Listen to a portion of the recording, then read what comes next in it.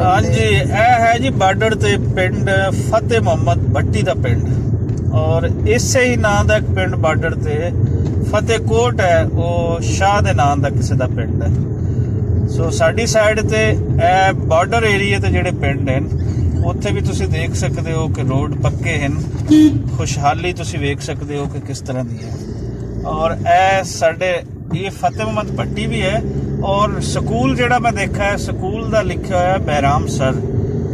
ये हुण इत्थों मैं दो गल्लां मेरे ज़हन च आ रही हैं कि ये पुराना नाम है बहराम सर का, ये फतेह मुहम्मद भट्टी इहदा नवां नाम दिता गया है, जिहड़ा है कि इंतहाई एक गंदी कोशिश की गई है कि इस पिंड का नाम मिटावन दी। इस पिंड को जिस आबाद किया बहराम सर, उनके नाम का ही रहना चाहिए। ये जिवें अफजल शायर ने नहीं लिखिया होया, उनकी एक लाइन है कि साडे अपने ही पटवारियां साडे नामे बदले। सो जिहड़ी चीज़ कोई बनाता है, जिहड़ा उनका है मोढी, ये उनके नाम तो रहना चाहिए।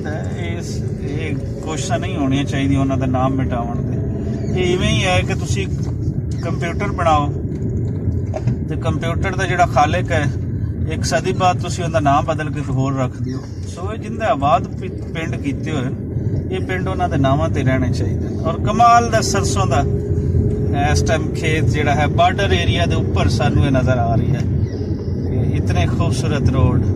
और इत्थों बहावल नगर भी बार्डर के नाल दस लिखा है, साइन बोर्ड लगा है कि वो 21 किलोमीटर है। और साढ़े सामने असी इस टाइम आ गए हैं जी नहर सादकिया ते, मशहूर नहर सादकिया। ये दो नहर निकलदियां, एक फोर्डवा और एक नहर सादकिया।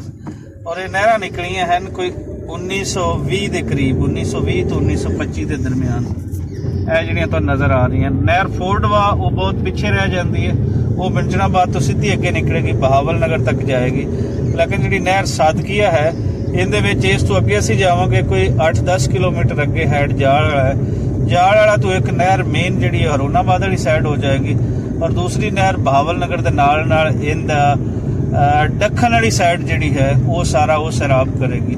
और यही वो नहर हैं इतों अगे जोड़े चिश्तियां दी कुछ नहर निकलदियां जिथे पिंडा के कुछ नाम हिंदसियां के नाम दे, मिसाल 35 मुराद फलाना वो सारा इसे ही नहरां दे विचों निकलदा है। सो नहर सादकिया जी एक बड़ी वड्डी तुसी कह लो कि एरिया सैराब करती है, बड़े लंबे एरिया तक जाती है। और इस नहर के बनन दे नाल ही जी रियासत बहावलपुर का एरिया सी पूरे 12 सन, इस नहर के बनन तो बाद ही फिर आबाद होया।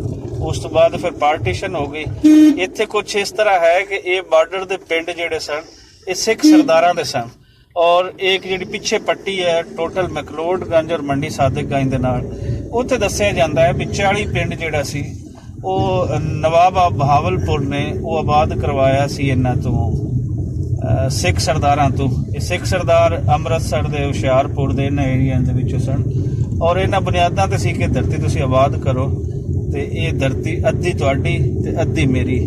लेकिन ये फिर आबाद हो गई तो फिर बाद नवाब साहब ने वो जमीन उन्होंने सेल कर दी जी अद्धी भी है जिन्होंने आबाद की, और उन्होंने वजह तो फिर ज़रात जी है वो इतने फरोग होया ज़रात का, लोगों ने बिजाई शुरू की और एरिया आबाद होया। सो असीं कह सकते हैं कि इनके पिछे एक तो वड्डा दिल सी नवाब ऑफ बहावलपुर का, और दूसरा मेहनत सी जिहड़े सिख सरदारां दी जिन्होंने एरिया आबाद किए, और वेखा वेखी फिर अगे नाल सारे आबाद होने लगे। और जे एरिया अगर पिछे लाइए साइड कुतुब वाली साइड तो थोड़ा जिहा पिछे जाइए, इत्थे जिहड़े मालकान सी वो ज़्यादातर हिंदू सन। मिसाल के तौर पर जिवें मैं तुहाडे नाल कहानी शेयर की सी मुंशी उताड़ दी, उत्थों दे मुंशी उताड़ दे जिहड़े नंबरदार सी वो नस्ल दर नस्ल उन्हां कोलों ज़मीनां सन, और वो नंबरदार सन उस पूरे मौजे दे।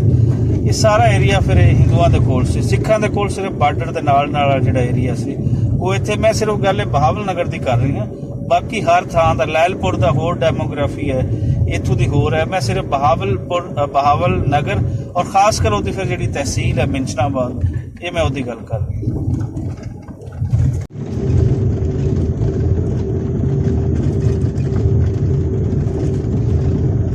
बूटे भाई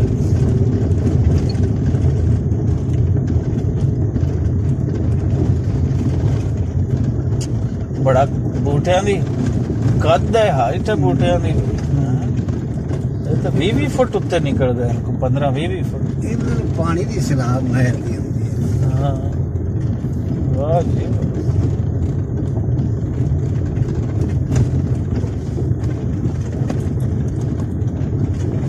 ਕਿਆ ਰਸਤੇ हैं जी बॉर्डर एरिया दे।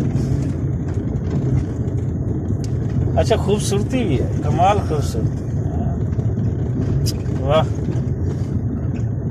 अपनी ही खूबसूरती, वाह वाह।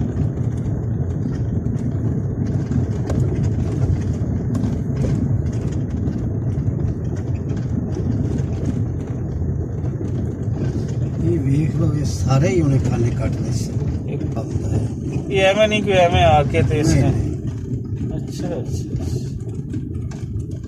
ਗਵਰਨਮੈਂਟ ਠੇਕਾ ਲੈਂਦੀ ਇਹਦਾ, ਤੇ ਠੇਕਾ ਦੇ ਤੇ ਪੱਟ ਜਾਂਦੇ ਨੇ ਗਰੀਬ ਬੰਦਿਆਂ ਦਾ। पतला बना के बेचते हैं।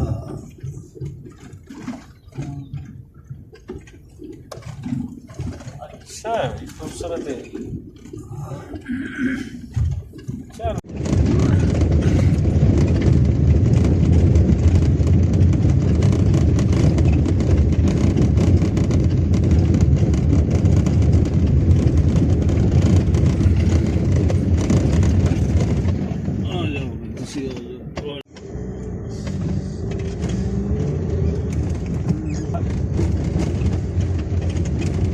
ਬੂਟੇ ਖਾਨੇ ਵੀ ਪੱਟਦੇ ਨੇ ਤੇ ਸਰ ਵੀ ਇਹਨੂੰ ਵੀ ਉੱਤੋਂ ਇੱਧਰ ਫੇਰ ਰਾ। वाह वाह।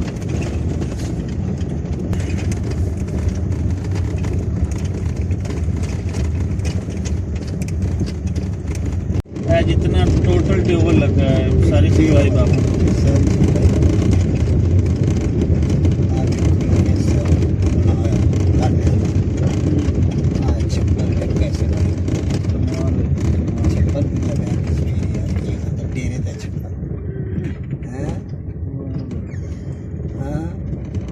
पुरानी सकाफत है जनाब। क्या जिंदगी है, क्या जिंदगी है। बंदे को कुछ अंदर में मैंने चल लगा हल्का ये मार सरम खड़ी